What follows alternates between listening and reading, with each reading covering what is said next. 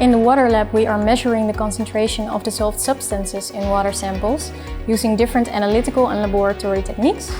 For instance, here we have the discrete analyzer, which is able to measure the concentration of dissolved nutrients in water.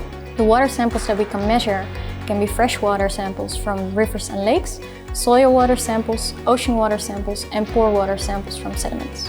Specifically, we're looking at nitrogen and phosphorus concentrations in these samples. Nitrogen and phosphorus are macronutrients for photosynthesizing organisms, and so this gives us an indication whether they're in excess or limitation for photosynthesizing organisms, which determines their capacity to photosynthesize naturally, as well as cycle these nutrients. If we were looking at non-coastal water systems, we could also look at the concentrations of nitrogen and phosphorus in freshwater systems, which tells us a little bit about if there is fertilizer runoff, which can contaminate these freshwater sources, which we would have high levels of nitrogen and phosphorus in these freshwater systems.